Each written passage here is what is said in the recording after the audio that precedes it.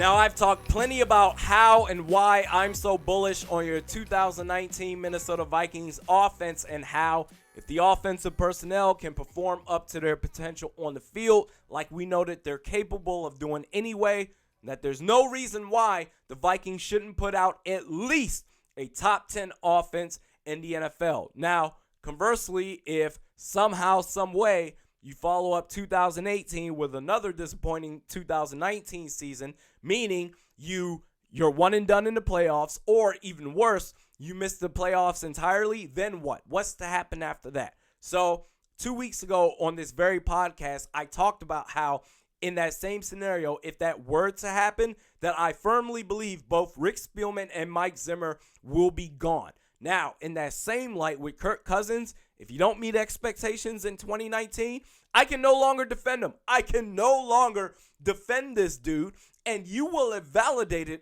all the critics that have came after you your entire career, including the more recent ones that have came after you signed that $84 million fully guaranteed contract with the Vikings. I'm talking about all the critics, Redskins fans, a significant portion of Vikings fans, the media, Mike Florio, for God's sakes. I can't defend you against any of them, and you will have validated that as a quarterback, you're a stat patter, you're fool's gold. And it will be incredibly damning on Kirk Cousins when you consider the previous amount of quarterbacks that have came in with the same core of talent that we have on this Vikings team and demonstrated at least some level of success. Now, in 2018, the Vikings didn't do Kirk Cousins any favors. They didn't support him at all to the best of their abilities. We already understand that. In 2019, though, Kirk Cousins has no excuses. There are none. Now, I can't stress this enough.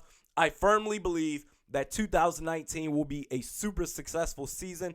I think this will be a championship contending team. However, in sports and in business, you have to think about each and every possible outcome, including the best and worst case scenarios. So, if 2019 falls apart, there are a couple, in regards to Kirk Cousins, there are a couple of different ways that you can go about this. Number one, you can trade him. You can look to trade him with 1 year left on his deal to either a team that thinks they're a quarterback away from contending for a championship, or B, much like how the Vikings traded for Sam Bradford, you can look for a team that may already be in contention, but unfortunately they may suffer a quarterback injury that lasts long term. So you can look at either way. If you're able to trade Kirk Cousins with 1 year left on his deal, then you can look to, how do I say this? You know what? And I'm bear with me here.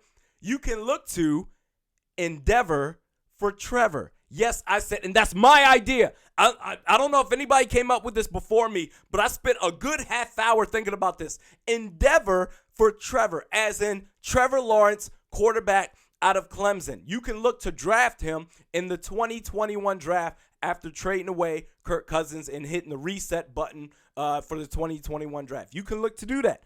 Now, what's crazy is you can do that, or number two, you can look to let him play out his contract and just simply move on from that. I don't agree with that at all. I think that you're better off trading him and getting either, let's say, a second round, or let's say if a team is really desperate, a first round pick. The Vikings did for Sam Bradford, and I don't blame them at all. I think it was the right move. They were a championship contending team when you consider the fact that they were a field goal away from advancing past Seattle to go up against, man, it would have been what, Carolina or Arizona the next week? I don't know. But who knows what would have happened in the 2015 playoffs. So they did what they had to do when Teddy Bridgewater went down.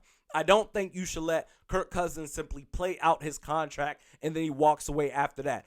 Or the third option is, because this position is so tough to lock down, and I'll be damned if I ever have to witness again just depressing quarterback play among the likes of Tavares Jackson, Christian Ponder, checked out Donovan McNabb. I don't want to see any of that whatsoever, to where if you aren't feeling comfortable moving on from Kirk Cousins, you can simply franchise tag him after his contract is up, to where either A, he suddenly gets better and you can work out a long-term deal, or B, you find a suitable replacement at the quarterback spot.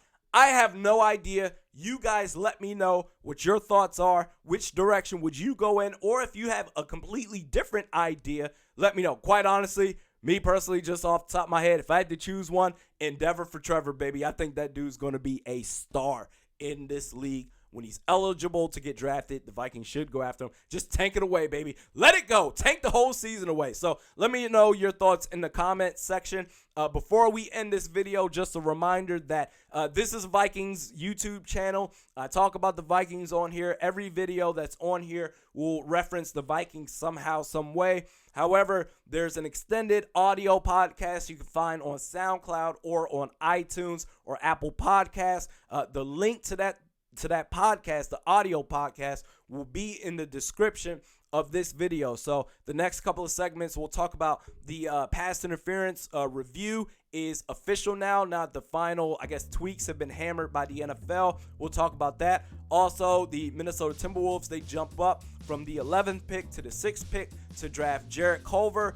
And then also, what else? Oh, Andrew Wiggins, possibly on the trade, not even possibly. It's reported that he is on the trading block. I like this dude, Gerson Rosas, a lot. We'll talk about that. Again, you can find the description to that audio podcast or the link to that audio podcast in the description of this video.